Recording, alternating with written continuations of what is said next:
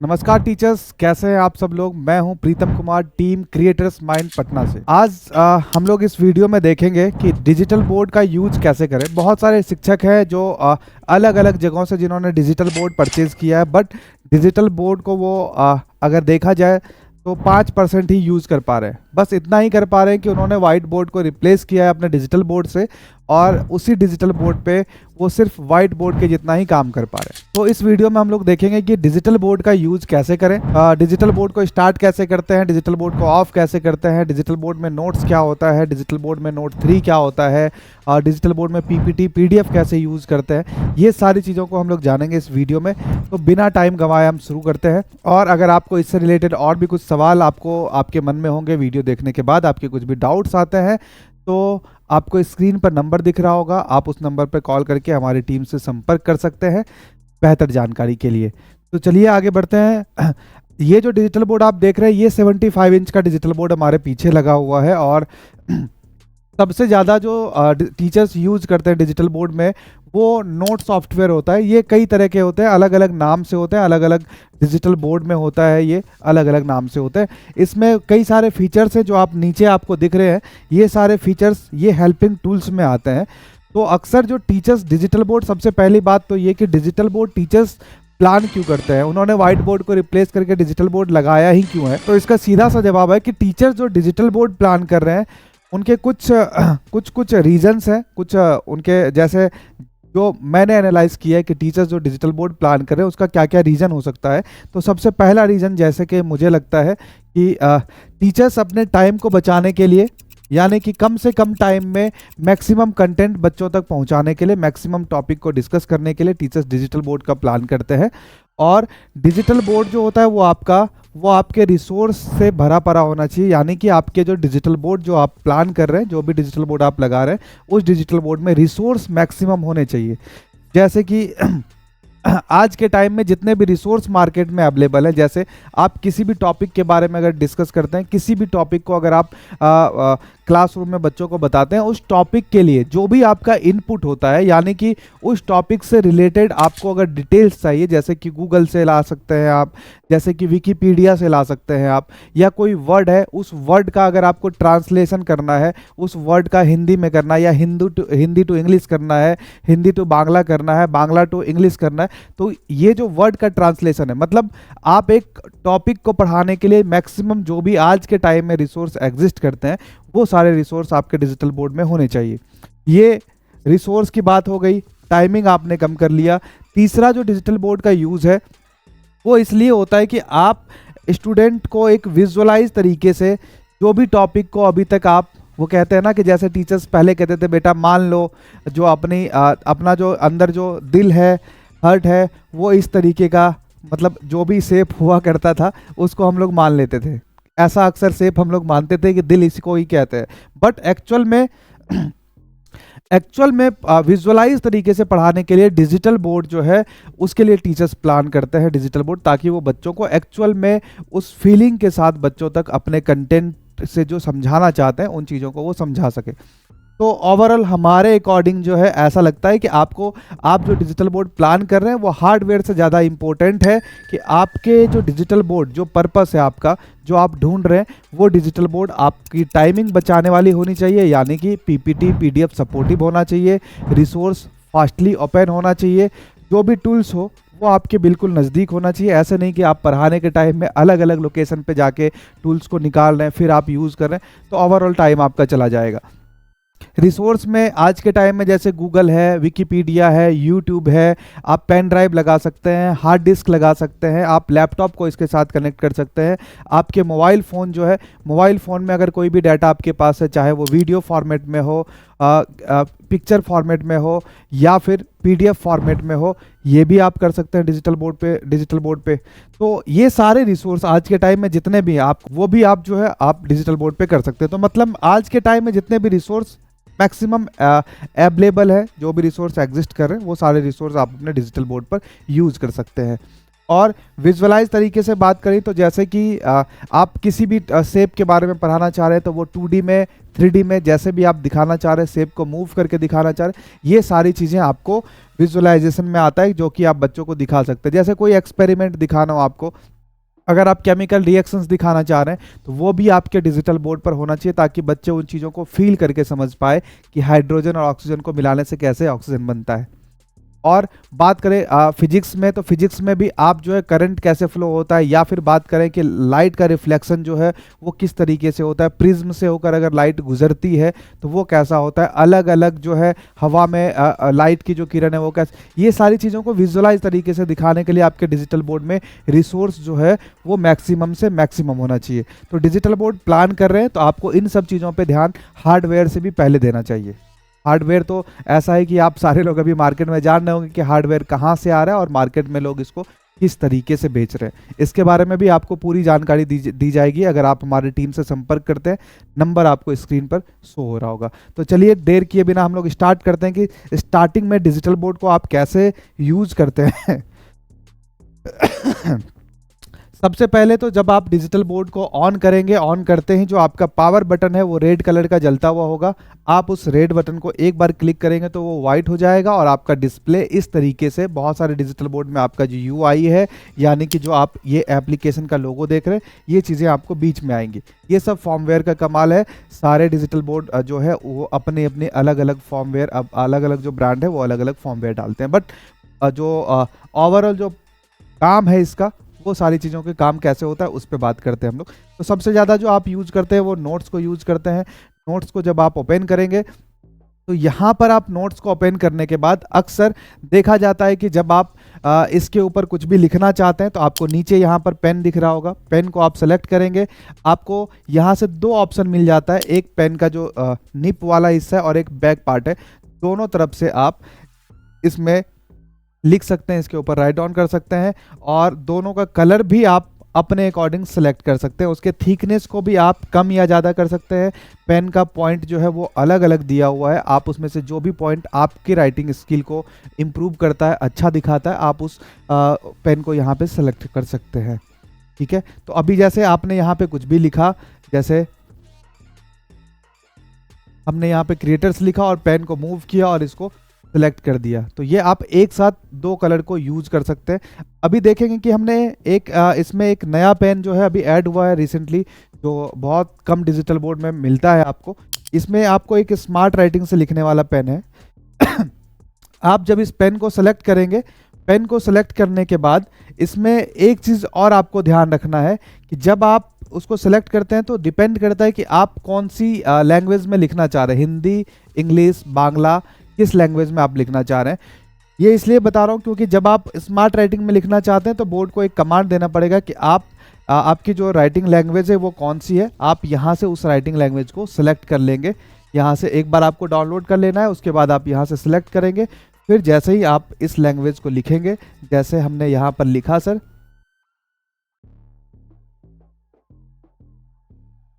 ये आप देख रहे होंगे कि जैसे हमने लिखा ये ऑटोमेटिकली हमारे जो लैंग्वेज है उसको ये स्मार्ट राइटिंग में कन्वर्ट कर दिया।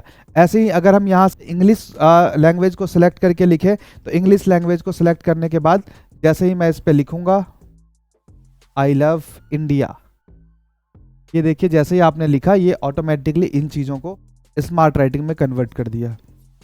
स्मार्ट राइटिंग में लिखने के बाद आप इसको अपने अकॉर्डिंग, जैसे यहाँ एक सिलेक्शन का पार्ट दिया हुआ है, सिलेक्शन पर क्लिक करते ही आप जिस भी वर्ड को या जिस भी सेंटेंस को सिलेक्ट करते हैं आप उसको मूव करके डिजिटल बोर्ड के किसी भी हिस्से में रख सकते हैं। इसके साइज को आप इंक्रीज और डिक्रीज भी कर सकते हैं। इसके जो कलर हैं उस कलर को आप चेंज कर सकते हैं, इसको बोल्ड कर सकते हैं, अंडरलाइन कर सकते हैं, स्टाइल इसका चेंज कर सकते हैं। ये सारी चीज़ें आपको डिजिटल बोर्ड में मिल रही हैं। आप इसको आप पढ़ाने के क्रम में यूज कर सकते हैं। इसके बाद और आगे बढ़ते हैं हम लोग। इसमें जैसे पेज जो आपने एक पेज अगर आपका फुल हो जाता है तो आप यहाँ से प्लस का ऑप्शन दिया हुआ है, यहाँ से आप सेलेक्ट करके नेक्स्ट पेज, जितने भी आप पेज लेना चाहें उतने सारे पेज आप यहाँ से ले सकते हैं।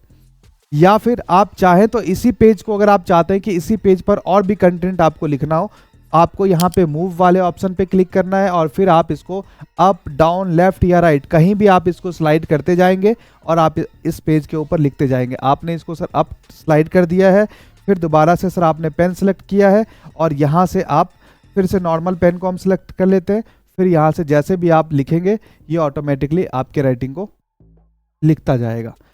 और लिखने के बाद जैसे इरेज करने की बात आती है तो यहाँ पे आपको इरेज करने के लिए दो चीज़ें दी गई हैं। आप चाहे तो जैसे ही आपने लिखा आप अपना पूरा पाम रखेंगे तो ये ऑटोमेटिकली इरेजर का काम होगा, काम करना स्टार्ट कर देगा। इसके लिए आपको इरेज वाले ऑप्शन को सेलेक्ट करने की भी ज़रूरत नहीं है। और इरेज वाले ऑप्शन में भी सेटिंग किया हुआ है।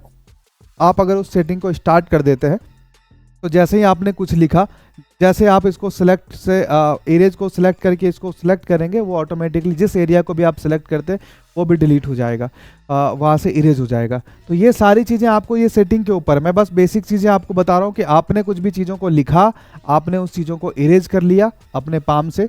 स्मार्ट राइटिंग में कैसे लिखना है, हिंदी, इंग्लिश या अदर लैंग्वेज को कैसे सिलेक्ट करना है, वो मेन्यू से जाके सिलेक्ट करना है आपको। तो इसके बाद और बात करते हैं हम लोग कि जैसे अगर पूरे बोर्ड को अगर आपको क्लीन करना हो वन शॉट में, तो आप यहाँ से क्लीन पर क्लिक करेंगे तो पूरे बोर्ड पे जो भी आपने लिखा है वो क्लीन हो जाएगा। और आप उसी पेज को दोबारा बैक लाना चाह रहे हैं तो आप यहाँ से अंडू कर सकते हैं। अंडू और रीडू दोनों ऑप्शन दिया हुआ है आपको कि दोबारा से अगर आप उसी पेज को लाना चाह रहे हैं तो आप बैक करने के लिए आप अंडू कर सकते हैं, और रीडू मतलब दोबारा से आप उसी पेज को फिर एक स्टेप आगे बढ़ जाएंगे।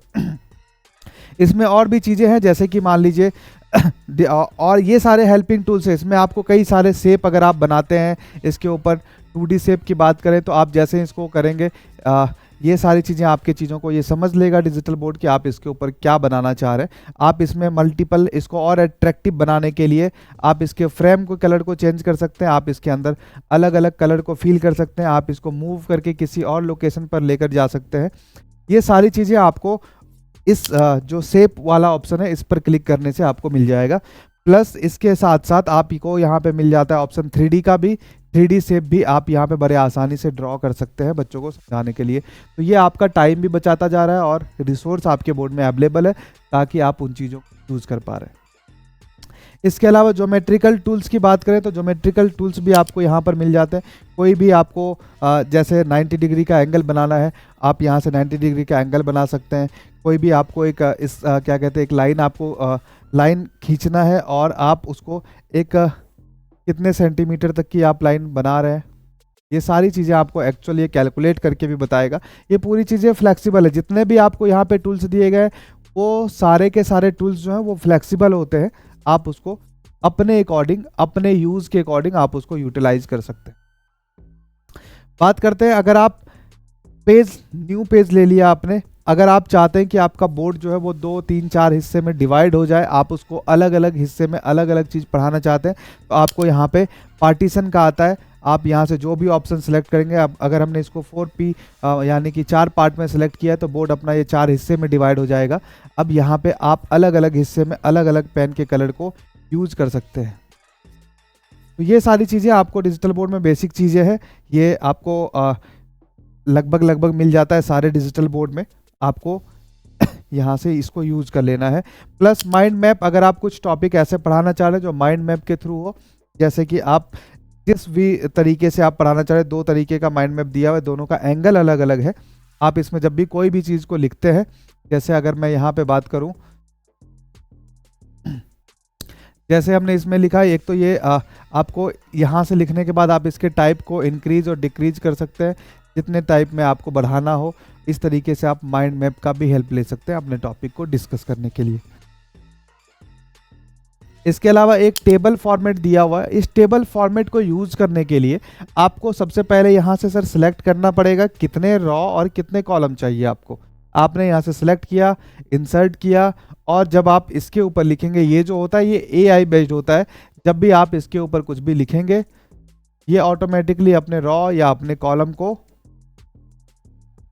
इंक्रीज करता रहेगा, ये दूसरे रॉ दूसरे कॉलम में एंटर नहीं करेगा। तो ये चीज़ें क्या है कि आपके टाइम को बचाया। जिस टॉपिक को पढ़ाने के लिए, जिस टॉपिक को डिस्कस करने के लिए आपको अलग से चार्ट बनाना पड़ता, आप उसके साइज के अकॉर्डिंग चार्ट नहीं बना पा रहे थे, वो आपको ईजिली ये AI के थ्रू जो है आपके कंटेंट को अपने ही रॉ अपने ही कॉलम में रखेगा।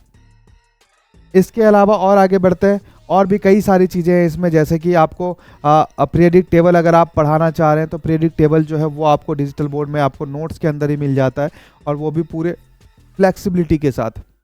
यानी कि आप इस पूरे पीरियडिक टेबल को जैसे भी पढ़ाना चाहे वो सारे के सारे चीज़ आपके हाथों में है। आप इसको नॉर्मली अपने अकॉर्डिंग सेलेक्ट कर सकते हैं। अगर आप 1 से 20 तक ही एलिमेंट्स आज डिस्कस करना चाह रहे हैं तो आप यहाँ से 1 से 20 तक के एलिमेंट्स को सिलेक्ट कर सकते हैं। सिर्फ मेन ग्रुप के एलिमेंट्स को दिखाना चाह रहे हैं तो सिर्फ मेन ग्रुप का एलिमेंट्स आएगा। इसमें अगर आपको सिर्फ एटॉमिक स्ट्रक्चर दिखाना है, एटॉमिक नंबर दिखाना है, एटॉमिक मास दिखाना है तो वो आप यहाँ से ईजिली सिलेक्ट कर सकते हैं। इसके अलावा आप एक एक एलिमेंट्स के बारे में अगर आप पढ़ाना चाह रहे हैं, आपने एक एलिमेंट्स, दो एलिमेंट्स को सिलेक्ट किया, इंसर्ट किया, ये दोनों एलिमेंट्स आपके नोट्स के ऊपर आ जाएगा और नोट्स के ऊपर आने के बाद आप इसके साइज को इंक्रीज करके इसकी पूरी डिटेल्स को आप अपने नोट्स के ऊपर रख के आप इसको यहाँ पे इसके ऊपर अपने पेन को यूज करके इसको और भी डिटेल से बता सकते हैं। तो ये सारी चीज़ें बहुत ही नॉर्मल चीज़ें हैं। ये जो हमने अभी डिस्कस किया ये एक सिर्फ नोट्स का पार्ट है, इसमें और भी कई सारे चीज़ है। ये एक हेल्पिंग टूल्स है। ये ओवरऑल कहा जा सकता है कि ये एक समंदर होता है डिजिटल बोर्ड। आप इसमें अपने सब्जेक्ट के अकॉर्डिंग जितनी भी चीज़ें निकालना चाहेंगे वो आपको निकलता जाएगा। डिपेंड करता है आपकी टीम के ऊपर कि आप जिस टीम के साथ जुड़े हुए हैं क्या वो टीम इस डिजिटल बोर्ड के बारे में नॉलेज कितना रखता है, वो कितना रिसर्च करता है डिजिटल बोर्ड के बारे में।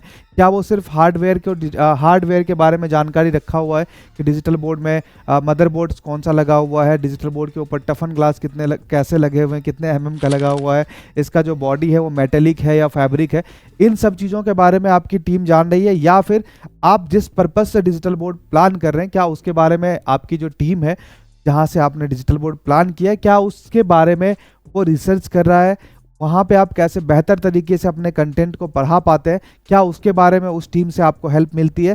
तो ये डिपेंड करता है आपके टीम के ऊपर, क्योंकि हमारे पास जितना नॉलेज होगा उतना ही हम आपके पास ट्रांसफ़र कर पाएंगे और आप डिजिटल बोर्ड का उतना ही हिस्सा यूज़ कर पाएंगे। क्यों? क्योंकि आप एक शिक्षक हैं। आप सिर्फ और सिर्फ डिजिटल बोर्ड को ज़्यादा छेड़छाड़ किए बिना बहुत ही कम जितना आपको आता है बस उतना यूज़ करते बंद करके चले जाते हैं। तो आपको जितना हम इंफॉर्मेशन देंगे इसके बारे में जितनी जानकारी देंगे आप डिजिटल बोर्ड का उतना हिस्सा यूज़ कर पाएंगे। इसमें और चलते हैं, जैसे आपने यहाँ पे ये चीज़ें पढ़ाई, अब यहाँ पे एक और आपको फीचर्स दिया गया है। जैसे मैंने बात किया था 3D वगैरह की, जो कि आपके कंटेंट को पढ़ाने में एक एट्रैक्टिव कैसे आप अपने पढ़ाई को बनाते हैं, ऐसे यहाँ पे आपको फिजिक्स, केमिस्ट्री, बायो, इन सब सब्जेक्ट के अलग अलग आपको कई सारे ऑलरेडी यहाँ पे आपको बोर्ड के अंदर इनबिल्ड किया हुआ है 3D कि आप इसको काफ़ी बारीकी से, काफ़ी बेहतर तरीके से अलग अलग टॉपिक को पढ़ाने के लिए आपके पास अलग अलग यहाँ पे टूल्स जो है वो अवेलेबल है, वो भी 3D एनिमेशन के साथ। आप यहाँ पे देखेंगे जैसे हमने इसको पूरे बोर्ड पर ले आया, आप इसको देखेंगे ये एनर्जी फॉर्म्स से रिलेटेड कुछ है, ये आप मेरे से बेहतर जानते होंगे ये टॉपिक क्या बताना चाह रहा है। ये जो पीछे इमेज है इसके बारे में आप यहाँ से काफ़ी चीज़ों को बड़े आसानी से बच्चों को एक विजुअलाइज तरीके से दिखा सकते हैं। ये सारा कंट्रोल जो है, ये सारा का सारा कंट्रोल ये आपके हाथ में होगा। इस तरीके से कई सारे आपको जो है कई सारे टूल्स जो है वो अलग अलग चीज़ों को बच्चों को एक विजुअलाइज तरीके से बताने में आपको हेल्प दिलाता है। आप देख पा रहे होंगे कि ये एक विजुअलाइज तरीके से बच्चे आपके जब इस कंटेंट को देखेंगे तो वो काफ़ी बेहतर तरीके से समझ पाएंगे। ऐसे कई सारे टॉपिक हैं, अलग अलग टॉपिक के लिए सर आप अलग अलग चीज़ों को यूज कर सकते हैं।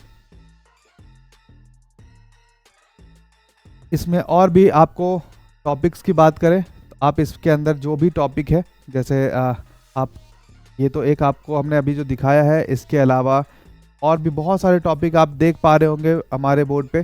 जैसे मैंने फिजिक्स की बात की थी, लाइट रिफ्लेक्शन की बात की थी, वो भी चीज़ें आपको बोर्ड पे दिया गया जिसको आप काफ़ी अच्छे तरीके से 3D व्यू के साथ बच्चों तक पहुंचा सकते हैं। ये बिल्कुल आपको बोर्ड के साथ इनबिल्ड होता है, बट आपको इस तक पहुंचना कैसे है तो वो बताएंगे हम। इस तरीके से जैसे लेंस और मिरर है इसके बारे में इन्होंने बताया, तो ये लाइट का रिफ्लेक्शन जो है ये कैसे कैसे जा रहा है, ठीक है, ये आपके सारे कंट्रोल जो है इसके आपके हाथ में, ये लाइट कैसे कैसे कहाँ से मूव हो जा रहा है, ये सारी चीज़ें आप हमसे बेहतर बच्चों को बता सकते हैं। हमें सिर्फ ये नॉलेज है कि ये डिजिटल बोर्ड में आता कहाँ से है, ठीक है। तो इसके अलावा यहाँ से आपको हमने दिखा दिया कि आप यहाँ से कई सारे अलग अलग टॉपिक्स हैं, आप इस टॉपिक को अपने पढ़ाई में शामिल कर सकते हैं, जो कि आपके जो कंटेंट है उसको और भी बेहतर बना देगा। ये आपको कहाँ था, ये मोर सेक्शन में था। यहाँ से आप इसको ला सकते हैं। बहुत सारी चीज़ें जो सिंबल वगैरह है, आप यहाँ से सिंबल यूज कर सकते हैं। और इसके अलावा जैसे एक अच्छा सा सेक्शन यहाँ पे दिया हुआ है कि अक्सर पहले ड्रैग एंड ड्रॉप आपने सुना होगा कि जो आप डिजिटल बोर्ड के ऊपर लिखते थे वहाँ से आप इमेज लाना पड़ता था, फोटो लाना पड़ता था। आप डायरेक्टली यहाँ से ऑनलाइन पिक्चर का सेक्शन दिया हुआ है, आप यहाँ से डायरेक्टली सेक्शन में यहाँ पे सर्च करेंगे।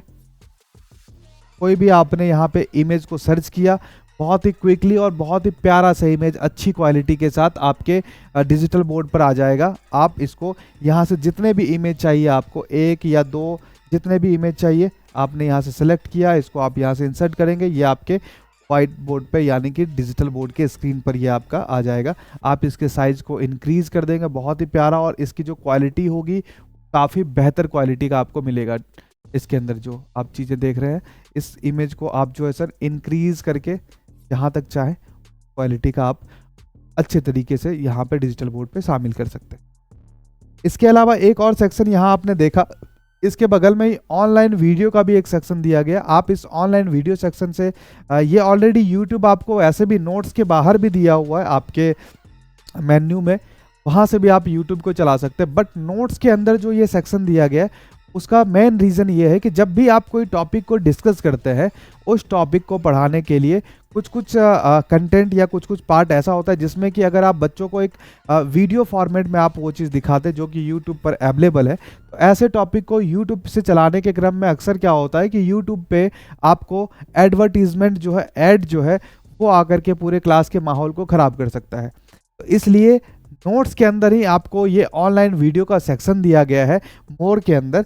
आप यहाँ से जब भी कोई वीडियो को चलाएंगे, जैसे आपको यहाँ से कोई भी वीडियो प्ले करने के बाद आप यहाँ पे आपको कोई भी ऐड जो है वो आपके क्लास के माहौल को ख़राब नहीं करेगा। कोई भी आपने वीडियो प्ले किया, आप यहाँ से वो बिल्कुल ऐड फ्री आपके पास वीडियो प्ले होगा। अभी देख रहे हैं ये इंटरनेट जितनी स्पीड होगी उतना फास्ट आपका जो डिजिटल बोर्ड है वहाँ पे वीडियो जो है प्ले होगा। आप इसको पूरे स्क्रीन पर भी कर सकते हैं। ये बिना ऐड के आपके सामने ये कंटेंट स्टार्ट हो गया है, तो आप इसको काफ़ी अच्छे तरीके से इस फीचर्स का भी बेनिफिट ले सकते हैं। आइए आगे बढ़ते हैं। मैं थोड़ा फास्ट बता रहा हूँ आप लोगों को, ताकि मैं कोशिश कर रहा हूँ कि मैं मैक्सिमम पार्ट्स को आज के इस वीडियो में कवर करूँ जहाँ तक भी आज पॉसिबल है। फिर इसका नेक्स्ट जो है अपने पास आएगा, नेक्स्ट सीरीज़ में नया वीडियो आएगा, उसमें जो भी पार्ट्स यहाँ पे बच जाते हैं तो मैं नेक्स्ट वीडियो में कंप्लीट करने की कोशिश करूँगा। आप यहाँ से देख पा रहे हैं कि आपने कई चीज़ों को रिसोर्स भी यूज़ किया साथ साथ। हाँ, एक चीज़ और मैं आपको बताना चाह रहा था, जैसे कि अगर कोई भी टॉपिक के बारे में अगर आप पढ़ा रहे हैं तो मैंने रिसोर्स की बात की थी गूगल की और विकीपीडिया की। आपने जैसे बोर्ड के ऊपर कोई भी वर्ड को लिखा, आप चाहे तो इस वर्ड को स्मार्ट राइटिंग में कन्वर्ट कर सकते हैं। आपने स्मार्ट राइटिंग में कन्वर्ट कर दिया। जो मैंने ट्रांसलेट करने की बात की थी, ट्रांसलेट का भी ऑप्शन आपको यहीं से मिल जाता है। आप इंग्लिश टू हिंदी करना चाह रहे हैं, आपने हिंदी पर क्लिक किया, यहाँ से आप क्लिक करेंगे, ऑटोमेटिकली आपके जो वर्ड आपने लिखा था हार्ट का मतलब हृदय होता है, वो ऑटोमेटिकली बोर्ड आपको सामने ला कर रख देगा। इसके अलावा जैसे ही इस वर्ड को आप सर्च करना चाहते हैं, तो ये जो डिजिटल बोर्ड है जिसकी मैं बात कर रहा हूँ, जहाँ पे हम आपको बता रहे हैं कि इस डिजिटल बोर्ड में यहाँ पे आपको 2 ऑप्शन मिलता है, गूगल प्लस विकीपीडिया, दोनों एक साथ। मतलब कि अगर टॉपिक, ये पॉसिबिलिटीज़ तो है ही नॉर्मली कि जब आप गूगल पे किस चीज़ों को, किसी भी टॉपिक को सर्च करेंगे तो आप वहाँ से डायरेक्टली विकीपीडिया पे जा सकते हैं। बट हमने पहले ही बात किया कि डिजिटल बोर्ड का काम है कि आपके कितने मैक्सिमम टाइम को ये मिनिमम समय में, मैक्सिमम जहाँ पे टाइम लगता है उसको कितना मिनिमम से मिनिमम किया जा सकता है। इसलिए यहाँ पे डायरेक्टली आपके पास विकीपीडिया का ऑप्शन आ गया कि आप गूगल पे बिना भटके डायरेक्टली आप विकीपीडिया पे जा सकते हैं। ये जो टॉपिक है ये आपके विकीपीडिया पर डायरेक्टली जिस टॉपिक के बारे में बात करना है, जिस टॉपिक को आपने सर्च किया है, उसकी पूरी डिटेल्स जो वो आपको विकीपीडिया पर मिल जाता है। साथ ही साथ अगर बात करें हम यहाँ से, हम लोग जो नोट्स के ऊपर थे, यहाँ पे अगर डायरेक्टली गूगल के ऊपर भी सर्च करना हो, आपने नॉर्मली सर इसको सेलेक्ट किया, यहाँ से सर्च करेंगे और गूगल पे जाएंगे। अब ये जो टॉपिक है ये डायरेक्टली आपके गूगल पर ओपन हो जाएगा। और अच्छी बात ये है कि जब आप इस गूगल पर आपने सर्च किया है, यहाँ के डाटा के ऊपर, जो कि गूगल का ऑलरेडी ये लाइव पेज है, आप इस पेज के ऊपर भी लिख सकते हैं। उसको लिखने के लिए आपको बोर्ड में साइड में जो ये दिए हुए हैं एरो दिया हुआ है, उस एरो पर जाएंगे, वहां पे एक मार्क का ऑप्शन होगा आपके पास, आप उस मार्क पर क्लिक करेंगे, 2 से 3 सेकंड आपको टाइम लगेगा।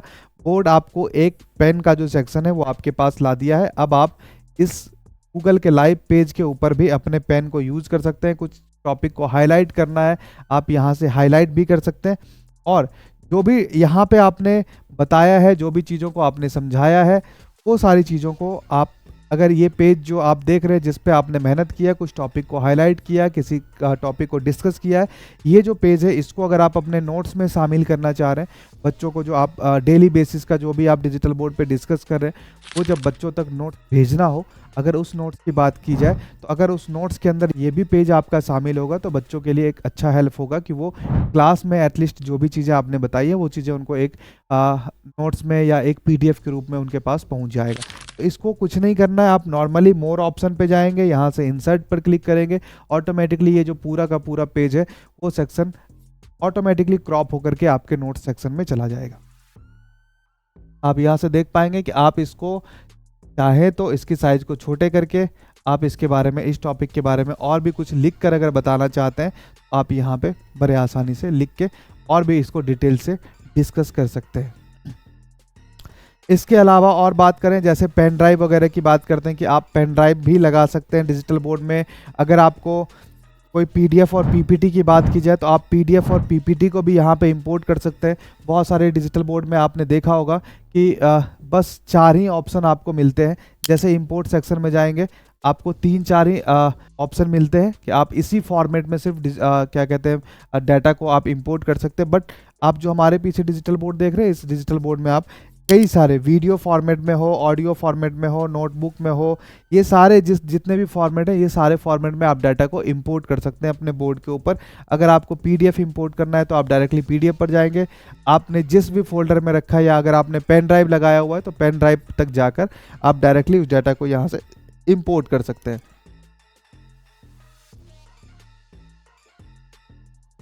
चेक कर लेता हूँ, अगर कोई हो तो मैं आपको साथ ही साथ दिखाता चलूँगा। अगर नहीं भी होगा तो मैंने प्रोसेस आपको बताया, आप इस प्रोसेस से आप यहाँ से ला सकते हैं। अभी इसमें कोई पीडीएफ अवेलेबल नहीं है, बट पीडीएफ को आप जिस भी फोल्डर में होगा आप वहाँ से पीडीएफ पर क्लिक करेंगे, यहाँ से आप सिलेक्ट करेंगे, तो अगर आपके पीडीएफ 10 पेज में है तो वो ऑटोमेटिकली नोट्स के अंदर वो 10 पेज में ऑटोमेटिकली शिफ्ट हो जाएगा। आप पढ़ाते जाएंगे और यहाँ से आप इसको नेक्स्ट पेज करते जाएंगे तो वहाँ से आपके सारे पीडीएफ एक एक करके सारे पेज पर ओपन होते जाएंगे। ठीक है, तो ये सारी चीज़ें आज हमने डिस्कस किया है नोट्स के लिए। बहुत सारे टॉपिक को हमने कवर करने की कोशिश की है, फिर भी अभी ये डिजिटल बोर्ड की अगर बात की जाए तो ये 5 या 10% के अप्रॉक्स में है कि हमने अभी आपको बता पाया है। क्योंकि वीडियो काफ़ी लंबी ना हो, मैंने जल्दबाजी में कोशिश की है कि काफ़ी फास्टली कोशिश किया है कि आपको ये चीज़ें बता पाऊँ। और इसका नेक्स्ट सीरीज़ जो है वो भी आपके पास जल्दी वीडियो आ जाएगा कि इसके आगे कैसे इसमें बाईटेलो क्लासेस कैसे यूज़ करेंगे, आपके मोबाइल फ़ोन से कैसे कनेक्ट करते हैं, आप वाईफाई कैसे कनेक्ट किया जाता है, अगर आप ब्राइटनेस वगैरह को ओपन कर, ब्राइटनेस को कम या ज़्यादा कैसे करते हैं डिजिटल बोर्ड पे, आई केयर सेक्शन जो है डिजिटल बोर्ड पे, अगर आप कंटिन्यूसली क्लास ले रहे हैं, ऑफलाइन क्लास ले रहे हैं, वहाँ पे आई केयर जो है उसको कैसे ऑन करते हैं, ये सारी चीज़ों पे अगले वीडियो में हम लोग डिस्कस करेंगे। आज के वीडियो में बस इतना ही। अगर आप सब लोगों को ये वीडियो अच्छा लगा तो कमेंट सेक्शन में ज़रूर बताइएगा, या फिर आपको अगर आपके डिजिटल बोर्ड में कुछ भी टॉपिक और जानना है के बारे में आप ज़रूर बताइएगा, कमेंट्स करिएगा। और फिर मिलते हैं किसी नेक्स्ट वीडियो में, तब तक के लिए जय हिंद, जय भारत।